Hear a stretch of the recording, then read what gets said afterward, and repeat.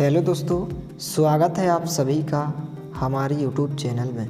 दोस्तों, आज के इस वीडियो में हम जो है कक्षा 10वीं विषय गणित का वार्षिक परीक्षा का पेपर देखने वाले हैं। तो इसमें दिए गए सभी प्रश्नों को आप अच्छे से तैयार करें और वीडियो को ज़्यादा से ज़्यादा अपने दोस्तों के साथ शेयर करें। तो कुछ इस प्रकार से यहाँ पर आपका पेपर आएगा। यहाँ पर आप देख सकते हैं निर्देश दिए गए हैं, सभी प्रश्न जो है हल करना अनिवार्य है। तो सबसे पहले हम विकल्प देख लेते हैं कि जो कि 6 अंक में पूछे गए हैं।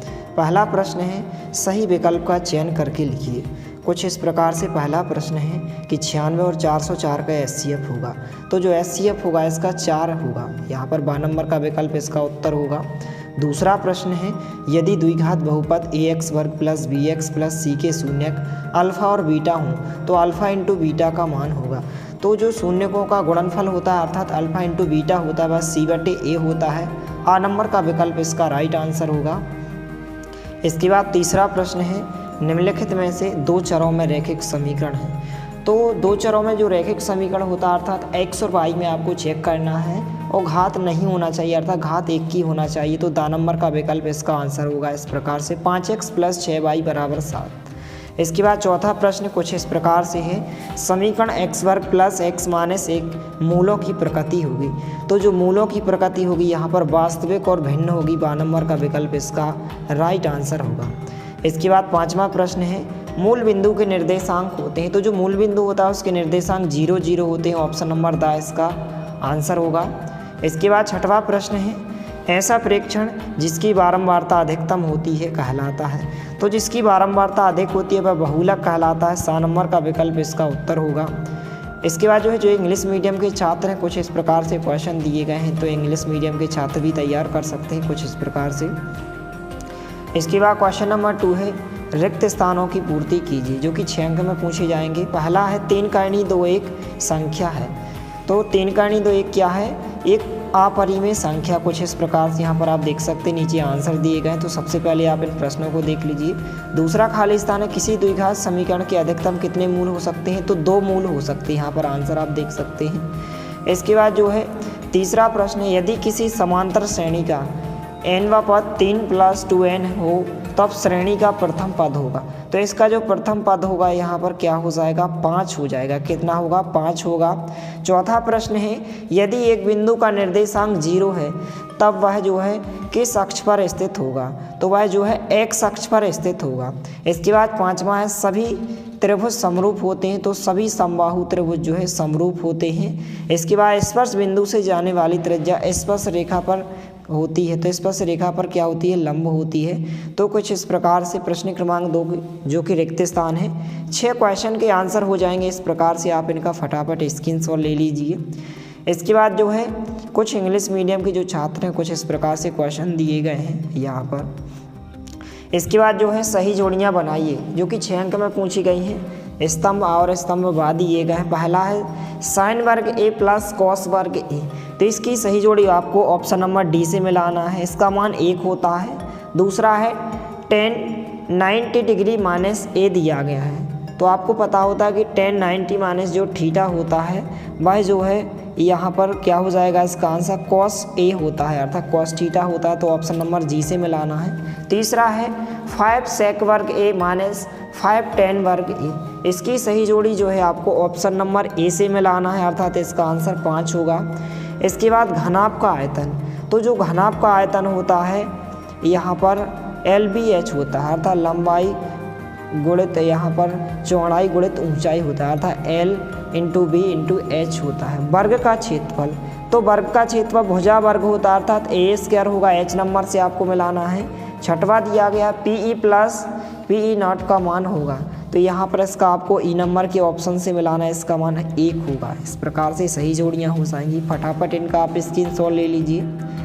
इसके बाद इंग्लिश मीडियम में भी दी गई हैं तो इनको भी आप इस प्रकार से कर सकते हैं। इसके बाद प्रश्न क्रमांक 4 है एक शब्द या एक वाक्य में उत्तर दीजिए, जो कि 6 अंक में पूछे गए हैं। क्वेश्चन कुछ इस प्रकार से। पहला क्वेश्चन है संख्या 5005 के अभाज्य गुणनखंड लिखिए। तो कुछ इस प्रकार से इसके अभाज्य गुणनखंड इस प्रकार से हो जाएंगे 5 × 7 × 11 × 17। इसके बाद दूसरा प्रश्न है रैखिक बहुपद की घात कितनी होती है? तो रैखिक बहुपद की घात 1 होती है। तीसरा है समीकरण ax वर्ग प्लस bx प्लस c बराबर 0 में मान b वर्ग माइनस 4ac क्या कहलाता है? तो यह क्या कहलाता है? विविक्त कर कहलाता है। क्या कहलाता है? विविक्त कर कहलाता है। कुछ इस प्रकार से आपको आंसर में क्या लिखना है? विविक्त कर, जो कि ऑप्शन नंबर 3 में दिया गया। यहाँ पर आप देख सकते हैं विविक्त कर इसका आंसर होगा। चौथा है -2 4 10 का सार्वंतर क्या होगा? तो इसका जो सार्वंतर होगा यदि आप निकालेंगे तो इसका आंसर 6 होगा। इसके बाद जो है 5वां है किसी निश्चित घटना की प्रायिकता कितनी होती है? तो निश्चित घटना की प्रायिकता हमेशा 1 होती है। 1 इसका आंसर होगा। 6वां प्रश्न है वृत्त को 2 बिंदुओं पर प्रतिच्छेद करने वाली रेखा को क्या कहते हैं? तो क्या कहते हैं? छेदक रेखा कहते हैं। क्या कहते हैं? छेदक रेखा।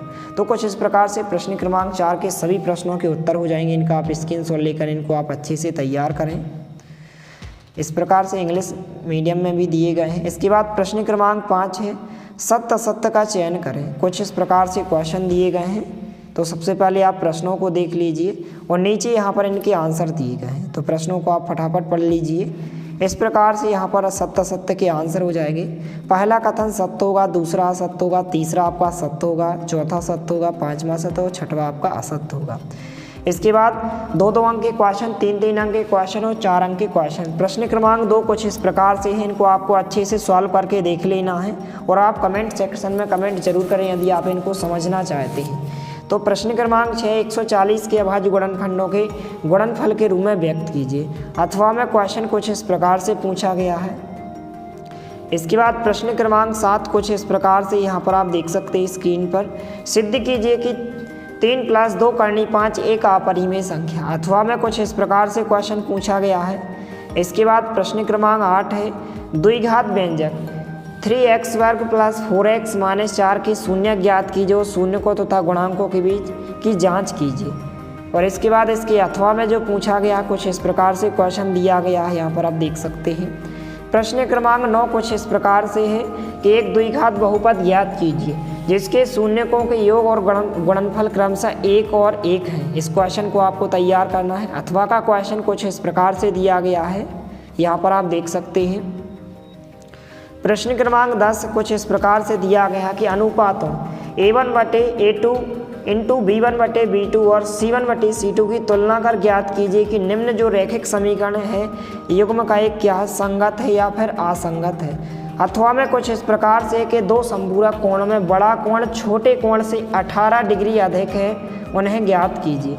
इसके बाद प्रश्न क्रमांक 11 है जांच कीजिए कि x - 2 x + 1 बराबर x - 1 x + 3 द्विघात समीकरण है। और इसके अथवा में इस प्रकार से क्वेश्चन पूछा गया है। इसके बाद प्रश्न क्रमांक 12 एक समांतर श्रेणी दी गई है।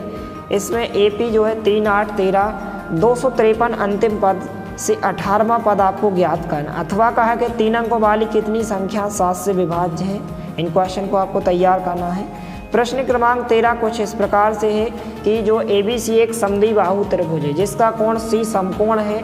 सिद्ध कीजिए कि AB बराबर होता है 2AC का स्क्वायर होता है। इस क्वेश्चन को आपको करना है। अथवा में कुछ इस प्रकार से पूछा गया है। प्रश्न क्रमांक 14 है। इसके बाद निर्धारित कीजिए कि क्या बिंदु 2 3 और 4 एक क्या है, संरेखीय है। इस प्रकार से क्वेश्चन है। अथवा का क्वेश्चन है x अक्ष पर वह बिंदु ज्ञात कीजिए जो 2 - 5 और -2 और 9 से समदूरस्थ है। इसके बाद प्रश्न क्रमांक 15 है sine 60 degree into cos 30 degree plus sine 30 अंश इंटू कॉस 60 अंश का मान ज्ञात कीजिए। अथवा का क्वेश्चन इस प्रकार से कि साइन संलग्न आकृति में tan p - cot r का मान ज्ञात कीजिए। कुछ इस प्रकार से क्वेश्चन है। इसके बाद प्रश्न क्रमांक 16 कुछ इस प्रकार से है कि 2 खिलाड़ी संगीता और रेशमा टेनिस का एक मैच खेलती हैं। संगीता द्वारा मैच जीतने की प्रायिकता 0.62 है। रेशमा के जीतने की प्रायिकता क्या है? इसकी अथवा का क्वेश्चन कुछ इस प्रकार से है। प्रश्न क्रमांक 17 कुछ इस प्रकार से है जो हरप्रीत 2 भिन्न भिन्न सिक्कों को एक साथ उछालती है, इसकी क्या प्रायिकता है कि वह कम से कम एक चित्त प्राप्त करेगी। अथवा का क्वेश्चन कुछ इस प्रकार से है कि एक थैली में लाल और 2 काली गेंदें हैं। इस थैली में से एक गेंद यादृच्छा निकाली जाती है, इसकी प्रायिकता क्या है कि गेंद लाल होगी या फिर लाल नहीं होगी। इन क्वेश्चन को आप तैयार करें। प्रश्न क्रमांक 18 है भूमि के एक बिंदु से जो मीनार के पाद बिंदु से 30 सेंटीमीटर की दूरी पर है। मीनार के शिखर का उन्नयन कोण 30 अंश है। मीनार की ऊंचाई ज्ञात कीजिए। इसके बाद अथवा का क्वेश्चन है कि 1.5 मीटर लंबा एक प्रेक्षक एक चिमनी से 28.5 मीटर की दूरी पर है। उसकी आंखों से चिमनी के शिखर का उन्नयन कोण 45 डिग्री है। चिमनी की ऊंचाई बताइए। प्रश्न क्रमांक 19 है, किसी बाह्य बिंदु से वृत्त पर खींची गई दो स्पर्श रेखाओं की लंबाई बराबर होती है, सिद्ध कीजिए। इसके अथवा में है कि सिद्ध कीजिए कि किसी वृत्त के किसी व्यास के सिरों पर खींची गई स्पर्श रेखा समांतर होती है। इसके बाद प्रश्न क्रमांक 20 है, त्रिज्या 4 सेंटीमीटर वाले एक वृत्त के त्रिज्य खंड का क्षेत्रफल ज्ञात कीजिए जिसका कोण 30 अंश है। साथ ही संगत दीर्घ त्रिज्य खंड का क्षेत्रफल भी ज्ञात कीजिए। पाई का मान 3.14 दिया गया है। अथवा का क्वेश्चन है। 20वें क्वेश्चन का अथवा का क्वेश्चन कुछ इस प्रकार से है। इन क्वेश्चन को आपको तैयार करना है। प्रश्न क्रमांक 21 है कि 2 अंकों की संख्या के अंकों का योग 9 है। इस संख्या का 9 गुना संख्या के अंकों को पलटने से बनी संख्या का 2 गुना है। वह संख्या ज्ञात कीजिए। अथवा का क्वेश्चन है कि निम्न समीकरण युग्मों को रैखिक समीकरण युग्म में बदलकर हल कीजिए। इन क्वेश्चन को आपको तैयार करना है। प्रश्न क्रमांक 22 है, दवा का एक कैप्सूल एक बेलन के आकार है जिसके दोनों सिरों पर एक अर्धगोला लगा हुआ है। तो आपको जो संलग्न आकृति दी गई है, इस आकृति में आप पूरे कैप्सूल की लंबाई 14 मिलीमीटर है, उसका व्यास 5 mm है। इसका पृष्ठीय क्षेत्रफल आपको ज्ञात करना है। प्रश्न क्रमांक इसके अथवा में दिया गया कुछ इस प्रकार से है।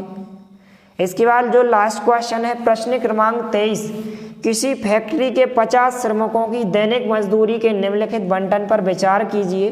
कुछ इस प्रकार से क्वेश्चन है और अथवा में कुछ इस प्रकार से क्वेश्चन पूछा गया। तो ये प्रश्न क्रमांक 1 से 23 तक सभी प्रश्नों को आप अच्छे से तैयार करें और चैनल पर नए हैं तो प्लीज़ चैनल को सब्सक्राइब जरूर करें। मिलते हैं अगले वीडियो में, तब तक के लिए जय हिंद, वंदे मातरम।